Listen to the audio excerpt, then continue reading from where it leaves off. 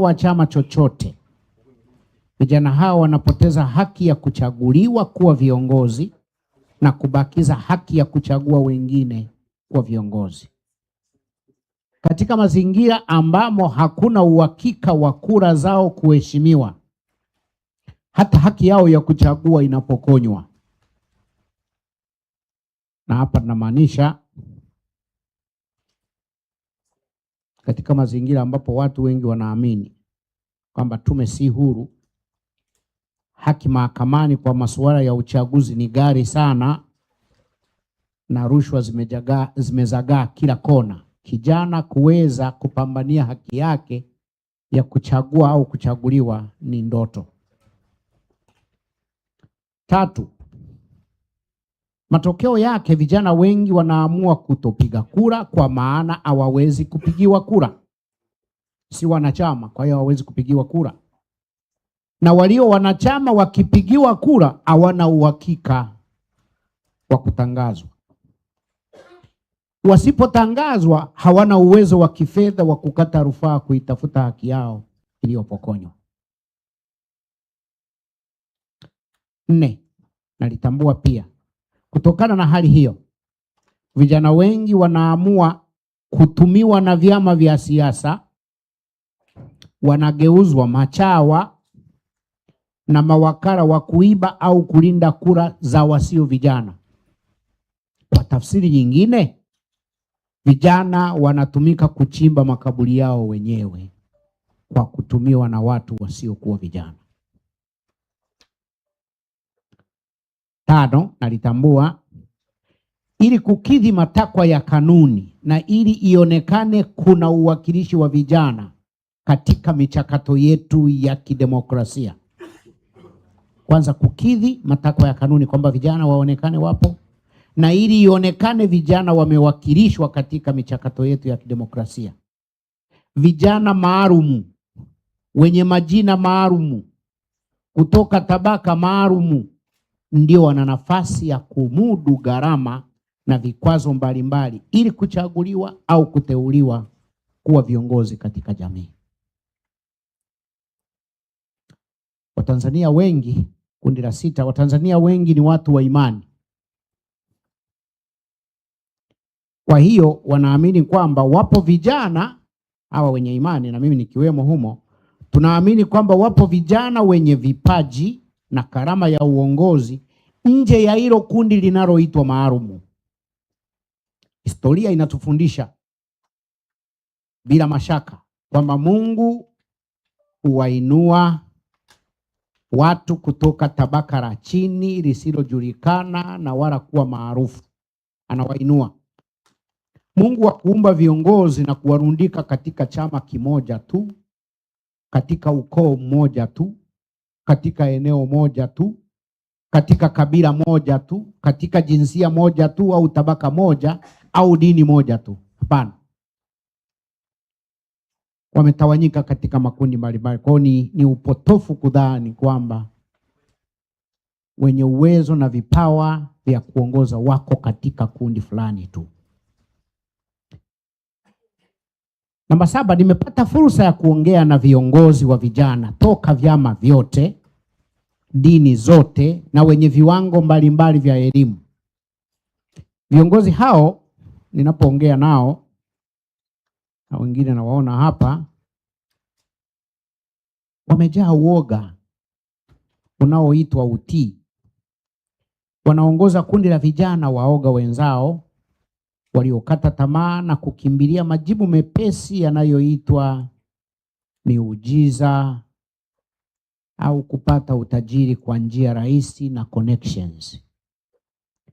Kundi hili la vijana, licha ya kukabiliwa na changamoto rukuki, liko njia panda kwa sababu ya elimu duni isiyowezesha fikra tunduizi, critical thinking. Mfumo wetu wa elimu usiowezesha fikra tunduizi ugeuka kuwa gereza na nyenzo ya kuwafanya vijana kutoweza kufanya mabadiliko na kuishia kubadilishwa na kila upepo unaopita. Sasa tuangalie kidogo kuhusu vijana na uongozi wa taifa letu. Historia ya dunia inaonyesha kwamba miundo na miundombinu yote ya utawala na uongozi katika jamii imeasisiwa katika dini. Uwe uimra, ufalme, udikteta, demokrasia, vina mizizi yake katika historia ya dini zetu hizi mbalimbali. Kwa hiyo kwa wema au ubaya, dini zina mchango mkubwa katika dhana mbalimbali za uongozi. Lakini kutokana na mabadiliko yasiyo na vidhibiti mwendo, yaani utandawazi, hivi sasa dini zinaiga au kushawishiwa na mifumo huria ya kijamii kuliko jamii inavyoiga kutoka kwenye dini. Yaani meza imegeuka. Meza imepinduliwa. Zamani tuliiga kutoka kwenye dini, sasa dini ndiyo inayoiga kutoka kwenye jamii. Kisima cha ushawishi cha dini kimekauka. Kwa hiyo siku hizi si ajabu kukuta vijana wa kidini wakiiga jinsi viongozi wa UVCCM au Bavicha au Ngome wanavyofanya na kutumia mbinu zao kuongoza vijana wa dini. Hii ina maana jamii huria imekuwa ndio role model wa dini. Kwa kizazi cha vijana ambacho kimekuta taasisi familia imesambaratika, mafundisho ya dini yameisha, na haki za binadamu zimekinyang'anya kijiji wajibu wa kumlea mtoto asiye wa kwako, ni vigumu kupata viongozi wanaotimiza vigezo tulivyovikariri toka zamani.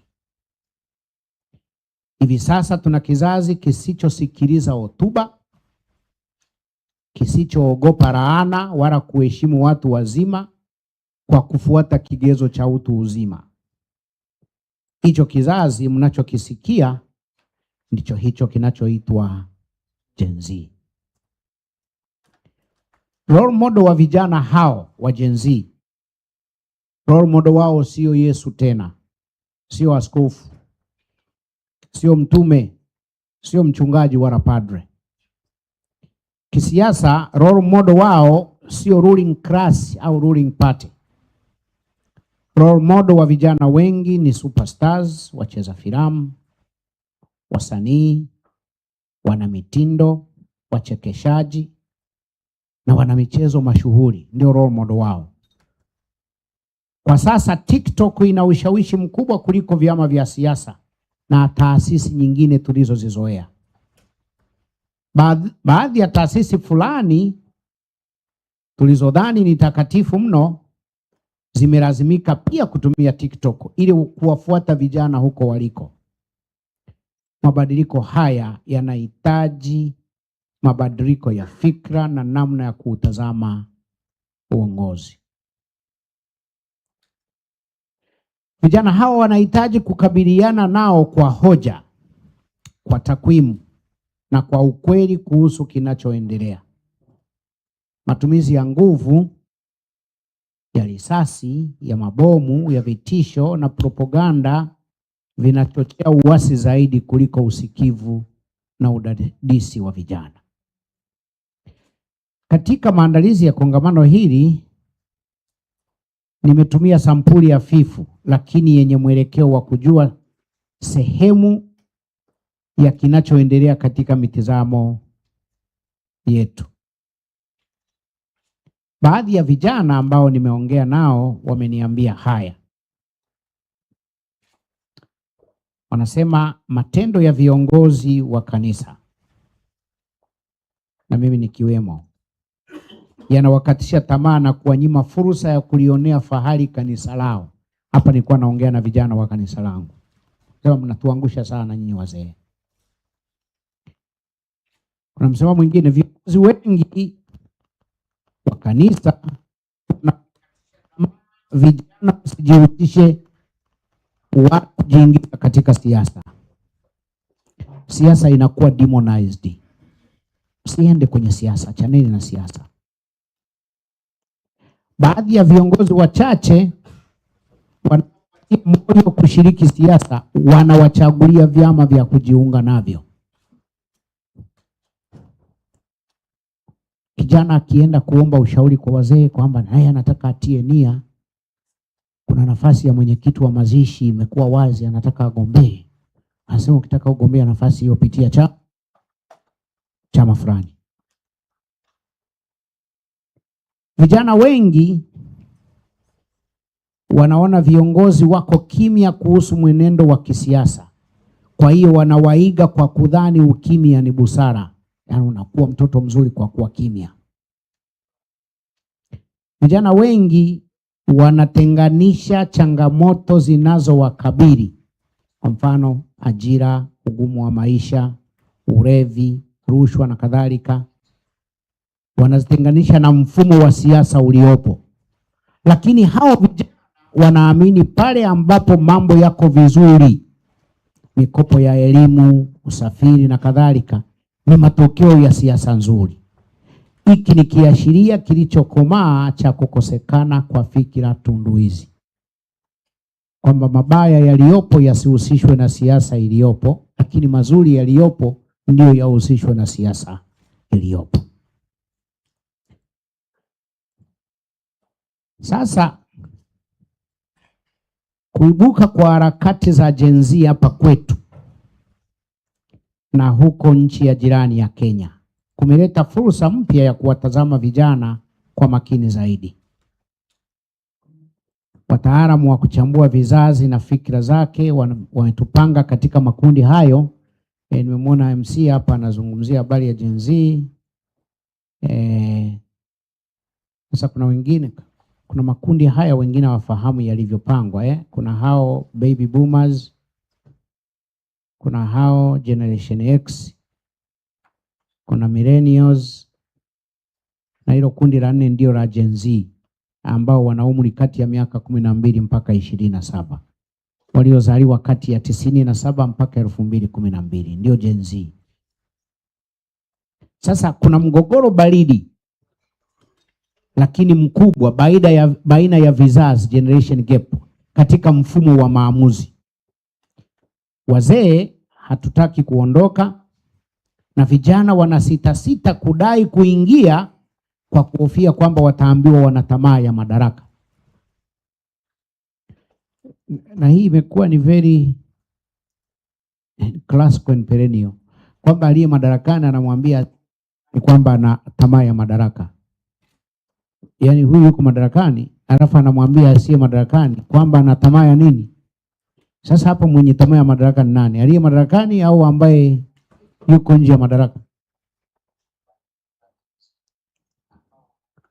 Kwa hiyo vijana wanasubiri wazeeke ndipo wawe viongozi. Na sifa moja ya kuwa kiongozi ukiwa mzee ni kuachana na ndoto na kukumbatia kumbukumbu. Jamii yoyote iliyokwama ina sifa hii katika safu za uongozi, kwamba kumbukumbu ni nyingi kuliko ndoto. Tukitaka kufurahishana hapa tunaambia jinsi mambo yalivyokuwa mazuri ya zamani, si ndio? Jinsi mambo yalivyokuwa mazuri. Kwa tunazungumzia zaidi yaliyopita kuliko ndoto za tunakokwenda. Kwa hiyo ule wimbo wa kwamba tuna taifa tajiri sana lenye neema ya kila namna hauwaingii vijana. Uhalisia wa kiuchumi na kisiasa hauonyeshi hivyo. Neema haionekani. Vijana wengi wamekwama na kukata tamaa, wakati viongozi wanazidi kuwabeza kuwa ni wavivu, hawajiongezi na hawana uvumilivu. Wakianza kujiongeza ndio wanaonekana wanatumwa na mabeberu wasiolitakia mema taifa letu. Lakini ni mtanziko wa fikra ndio umewafikisha hapa. Sasa nina mialiko kadhaa huo wa hali ya vijana katika jamii. Napenda nilete mialiko kadhaa pande zote tatu za mada yetu. Kuhusu elimu ya uraia, kwa sababu za kimazoea na historia ya kusisitiza umoja usio na gharama, elimu ya uraia kwa taifa letu imejengwa katika kusisitiza wajibu kuliko haki. amani bila kusisitiza haki na utii wa sheria, submission bila kuhoji, ndio msisitizo. Raia mwema ni yule anayepokea maelekezo bila kuhoji. Elimu ya namna hii ni sumu na kikwazo kwa maendeleo ya vijana. Kijana asiyehoji ana walakini, na kiongozi asiye tayari kujibu amepoteza uhalali wa kuongoza, hata kama atashikilia uongozi kwa gharama yoyote. Kwa muktadha wa mada yetu na hali halisi ya taifa letu, tukizingatia mtanziko tulionao kisiasa na kiuchumi, elimu yetu ya uraia inatakiwa kuwa na sifa zifuatazo ambazo ninawaalika kuzingatia, na kina Profesa Ichumbaki ambao mnashughulika na vijana pale chuo kikuu na vyuo vikuu vingine, mnahitaji kuwasaidia vijana. Mnahitaji kuwasaidia. Siku hizi tumekuwa tunawabeza kina Ichumbaki kwamba chuo kikuu kimekuwa nini? Extended what? Extended high school. Ni kwa sababu mnatoa vijana ambao hawafanyi nini? Hawahoji. Elimu hiyo imsaidie kijana kuhoji kuliko kupongeza. Imsaidie kushiriki kuliko kujitenga. Imsaidie kujiamini kuliko kuwaamini viongozi. Always kijana hold viongozi in suspicion. Hata kama wanafanya vizuri, hold them in suspicion. Ndio wajibu wako kama kijana. Kuwajibika na kuwajibisha. Kutetea haki kuliko kutetea vyama na viongozi. Kutetea nchi bila ulazima wa kutetea viongozi. Kutetea haki ya kufikiri tofauti bila kudhuriwa na wanaoona tofauti na wewe.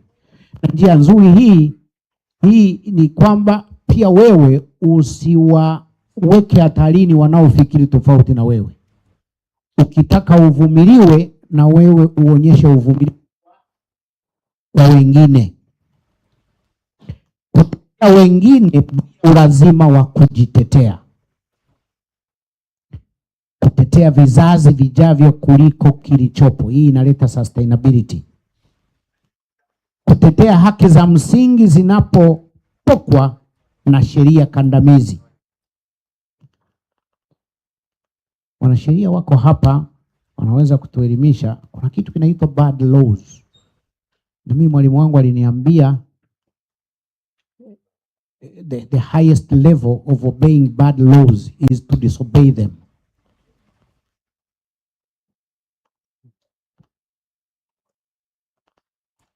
Kutetea haki ya kuwa huru na kuulinda huo uhuru ili uongezeke badala ya kupungua.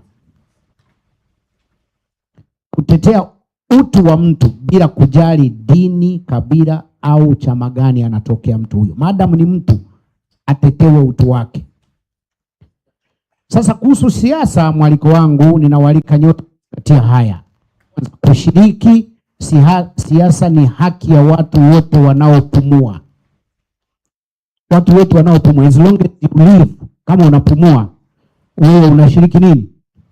Siasa. Kwa sababu unaishi na kupumua kwa kufuata maamuzi, kanuni na sheria zilizotungwa na wanasiasa.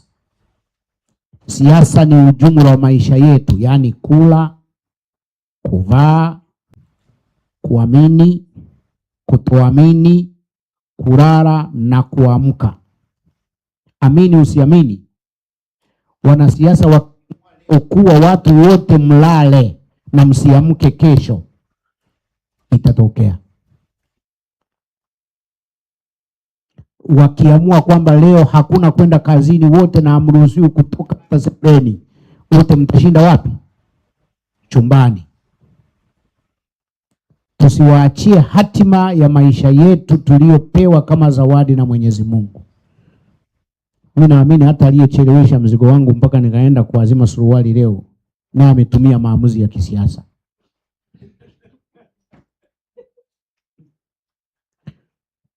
Maliko, acheni kunyanyapaa siasa.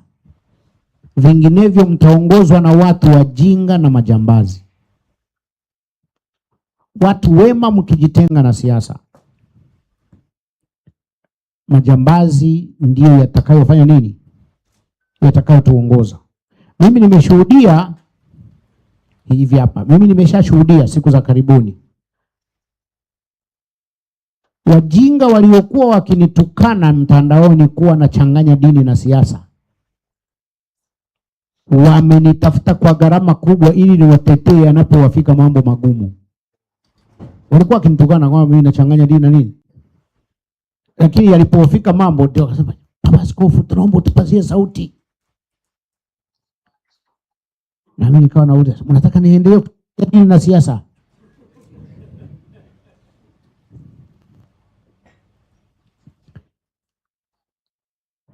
Msikubali kuwa watumwa wa vyama na viongozi wake.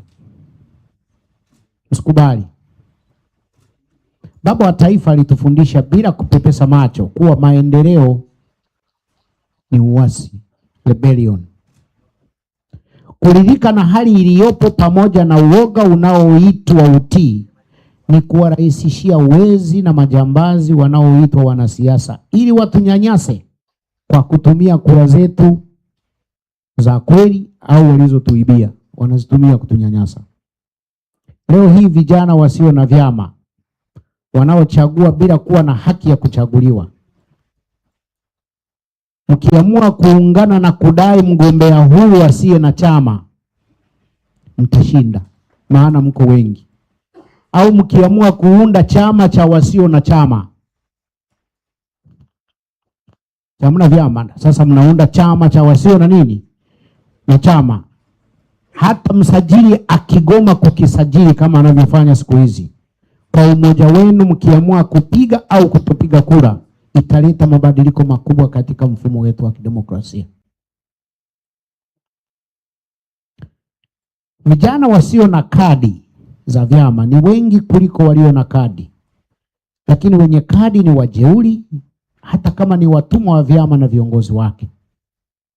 Vyama vya siasa vyote vimegeuka kuwa mali za viongozi na wanachama wote wamegeuka kama vibarua wa vyama hivyo. Vyote kwa hili hakuna chama ambacho naweza kusema kina nafuu. Ukisha kuwa mwanachama wa chama, wewe unakuwa kibarua wa nini? Wa chama. Kufikiri unakuacha nyumbani unapokwenda kwenye chama. Vijana ndani ya jamii kwa ujumla mnaalikwa kuanzisha movement kwa vikundi na vyama. Inatengwa katika kuliko vikundi kama vinavyojengwa katika itikadi, kanuni na sheria. Vijana walioibadili historia ya dunia walitumia movement kuliko vikundi. Movement ina nguvu ya kuondoa mipaka ya bandia na kuunganisha watu kwa kutumia values. Vijana waliofanikiwa kuibadili dunia kwa kutumia movement, kwa mfano, Bwana Yesu alianza akiwa na miaka 30. Martin Luther miaka 34. Martin Luther King Jr. miaka 26. Julius Nyerere 32. Na wengine kina Mahatma Gandhi, Kwame Nkrumah, Nelson Mandela, wote walikuwa vijana walipoanza harakati. Hawakusubiri wao wazee. Hata wale walioanzisha movement na baadaye kuziasi na kuasi mapinduzi ya fikra walianza harakati wakiwa vijana. Robert Mugabe, Yoweri Museveni, Patrick Lumumba, Fidel Castro na wengine ninaosita kuwataja kwa sasa. Sasa kuhusu uongozi, namaliza na kusema wazi na kwa masikitiko kuwa eneo hili ndilo lenye utata mkubwa. Mimi natokea kanisani na huko ndani ya kanisa tumefundisha na kusisitiza uongozi wa kitumishi, servant leadership. Kwenye jamii tumesisitiza uongozi wa kizalendo, patriotic leadership. Lakini pande zote hali haijakaa vizuri. Viongozi wetu wa kiimani wanatuachia maswali mengi, ikiwa kweli mbingu wanayotuhubiria ipo au wanatuficha tu. kwa sababu mambo anayoyafanya hapa yaonyeshe kama kuna nini, kuna mbingu huko. Viongozi wa jamii hulia, uzalendo wao unasababisha majuto kwa waliodhani wao ndio wazalendo. Pande zote mbili, utawala umechukua nafasi kuliko uongozi, hata kama utawala ni sehemu ya uongozi. Hivi sasa viongozi wanaopigiwa mfano barani Afrika na ulimwenguni ni wale wanaotawala kuliko kuongoza. Kimsikia Traore, kiona vijana wetu wanavyomkumbuka vizuri JPM, wanavyomshangilia Trump, Putin, Jinping, Kagame na kadhalika, na mimi nimekuwa najiuliza kwa nini vijana wengi wanawashabikia watu hawa. Ushabiki wao kwa viongozi hawa ni jambo linalohitaji mjadala wenye uaminifu. Kwa sehemu viongozi hawa niliowataja wanashabikiwa kwa kusimamia maono yao na kuacha alama katika uongozi wao, lakini njia waliopitia kuacha alama pia imeacha alama.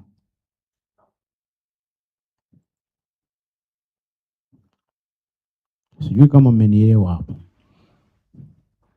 Hawa wanaoshangiliwa kwamba wameacha alama, njia walioipitia kuacha alama, pia njia hiyo imeacha nini?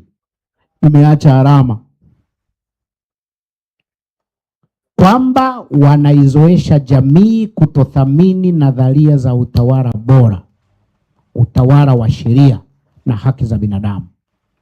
Aidha, wanawafanya vijana kupuuza umuhimu wa taasisi na kuthamini watu binafsi wenye nguvu bila ushawishi.